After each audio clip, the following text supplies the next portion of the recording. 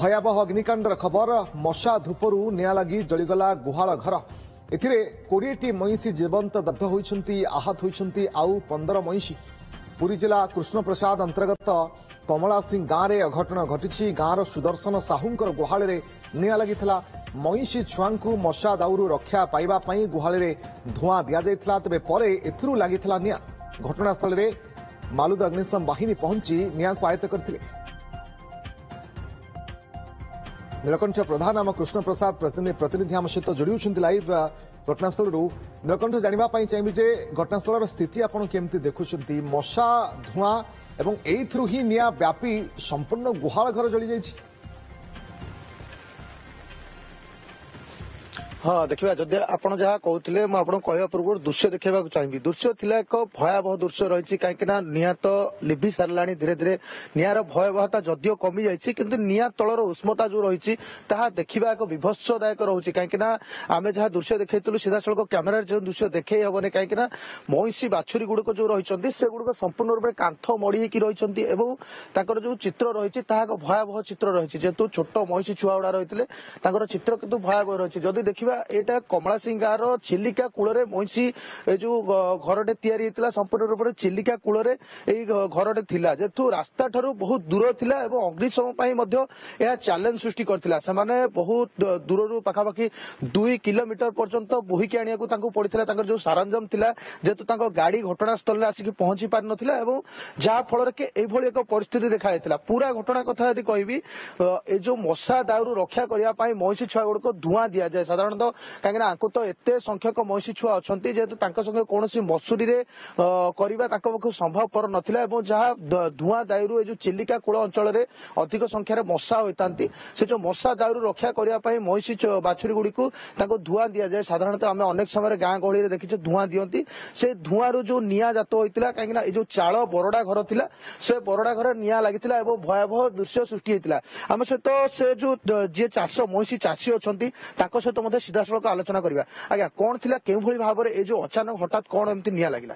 आज्ञा हमर जो मईशी छुआ मान को आमे धुआं दे थाउ से धुआं रु सृष्टि हेकि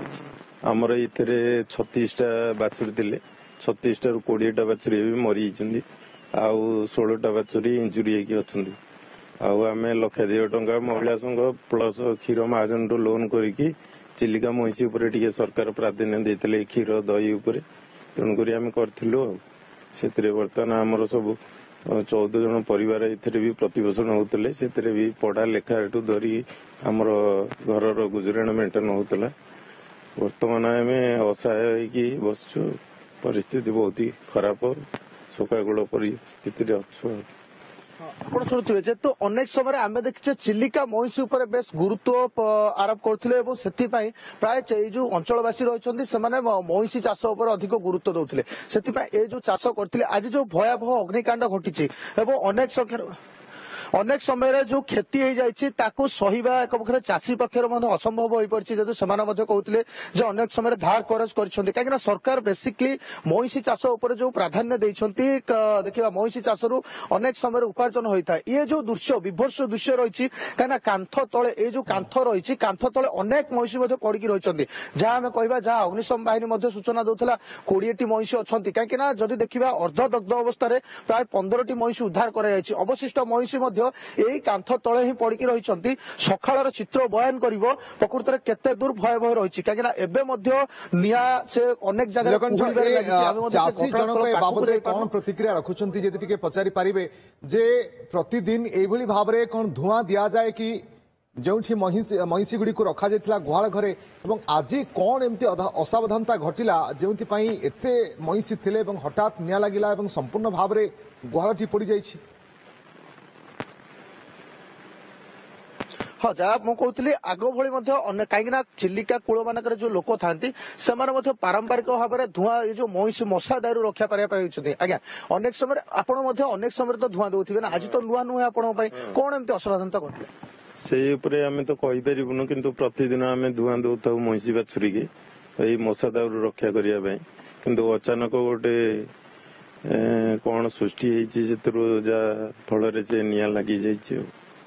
କଣ ଏମିତି ଅସାବଧାନ ଥିଲା କାହିଁକି ନା ସବୁବେଳେ ତ ଧୂଆଁ ଦଉଛନ୍ତି ନା ସେଇ ଧୂଆଁ ଆଜି ମଧ୍ୟ ଦେଇଥିବେ କଣ ଏମିତି ଅସାବଧାନ ଥିଲା କାଳେ ନିଆଁର କୋପ ଟିକେ ଅଧିକ ରହିଯାଇଥିଲା। ହଁ ନିଆଁର କୋପ ବୋଧେ ଅଧିକ ରହିଛି। ଆମେ ଏଇଠୁ 1.5 କିଲୋମିଟର ଦୂରରେ ରହୁଛୁ। ଆମେ ଦେଖିଲା ପରେ